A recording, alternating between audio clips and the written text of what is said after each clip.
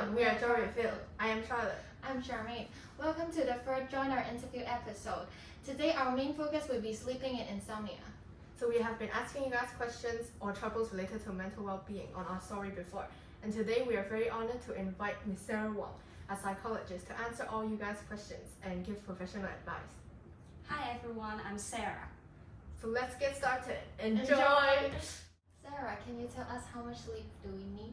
Yeah, sure. So some sleep scientists and pediatricians recommend a teenager to have around 8 to 10 hours of sleep per night.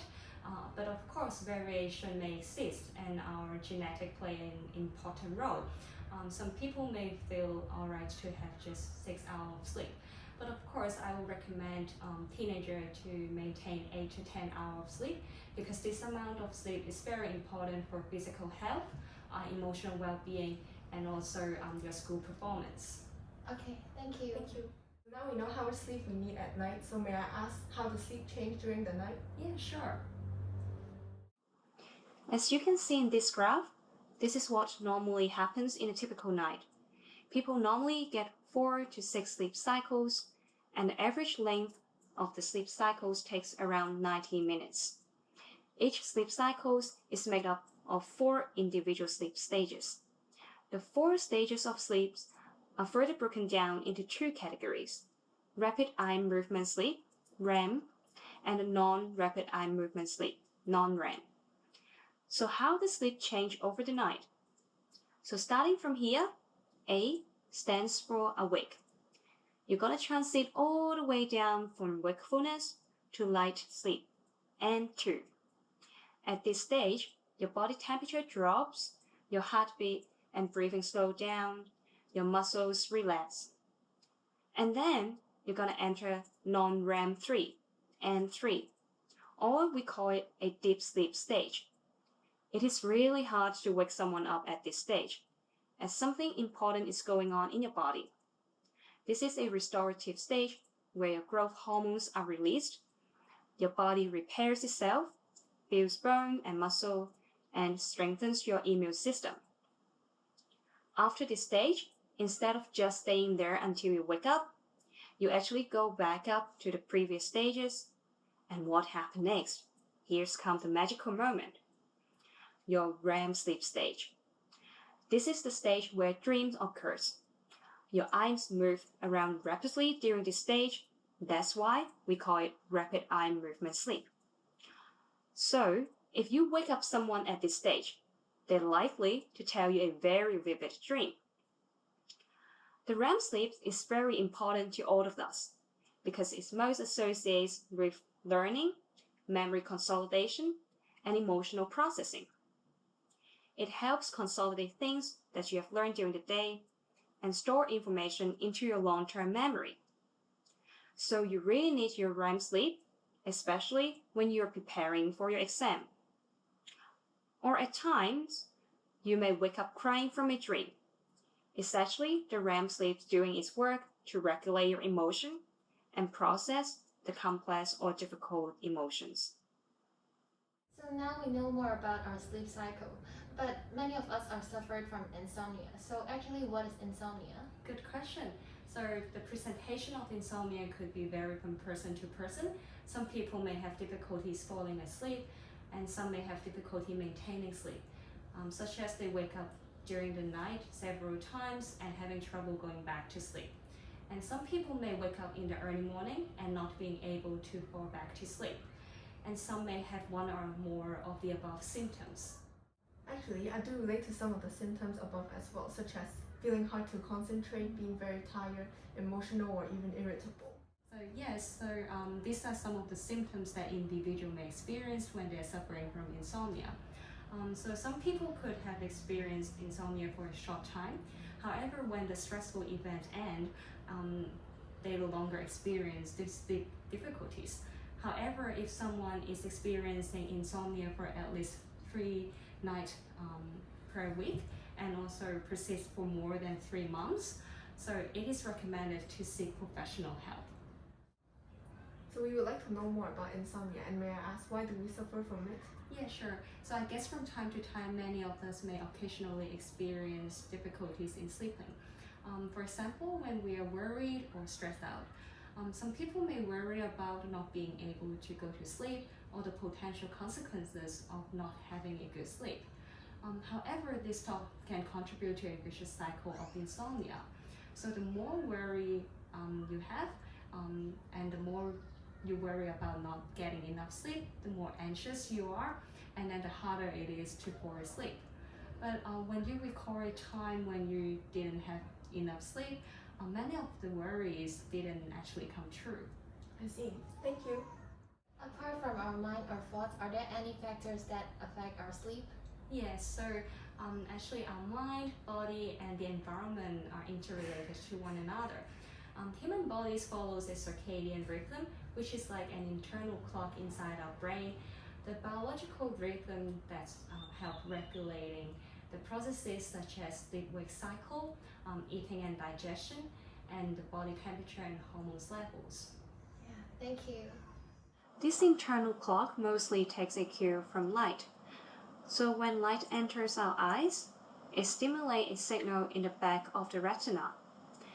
The signal then travels up the optic nerve to the suprachiasmatic nucleus, SCN, which is a tiny region of the brain in the hypothalamus. This part of the brain is like a control tower. It communicates to different parts of the brain, such as the pineal gland, to produce different hormones and regulate our sleep-wake cycle. During the nighttime, the SCN sends a message to the pineal glands to secrete melatonin, the dark hormones that promote sleep. So this dark hormone, melatonin, is very important to our sleep. On the other hand, melatonin production will be inhibited by light exposure. So, if you use electronic devices before bedtime, it will give a misleading signal to your brain into thinking, it's time to wake up instead of falling asleep. Therefore, your brain may suppress melatonin production to make you feel more alert. However, something special will happen to this circadian rhythm during puberty, because this rhythm shifts a couple hours late. This is called sleep phase delay. This resets the body's internal clock so that teens fall asleep later at night and wake up later in the morning. So before puberty, you may start feeling sleepy at around 9 p.m. But now, many teens just aren't sleepy enough for bed before 11 p.m. And the use of bright light and blue lights from your smartphone or computer will make the release of melatonin delay even more and adding to the sleep problem. So many people suffer from insomnia but do not know how to deal with this problem. So what are some actions we can take to solve insomnia? Yeah, so I would like to introduce you guys to the concept MELB, so M-E-L-B. So M stands for mind, E stands for environment, L stands for light, and B stands for body.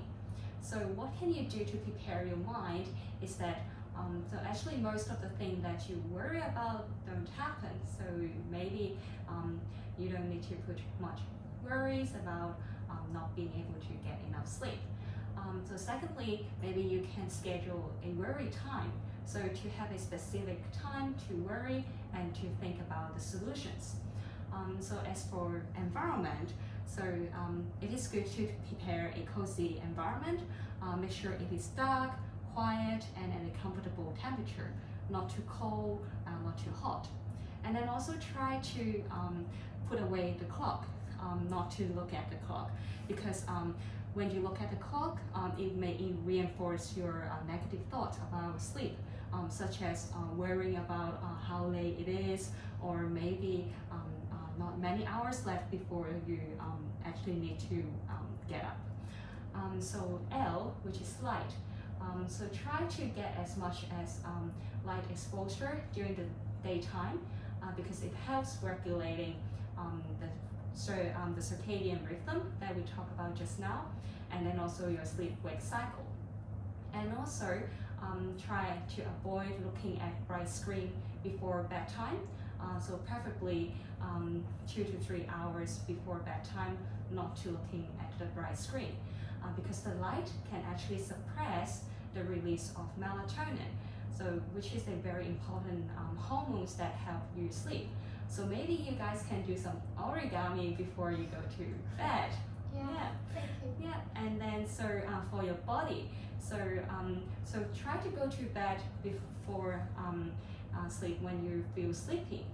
That would help to establish the association between your bed and then falling asleep quickly.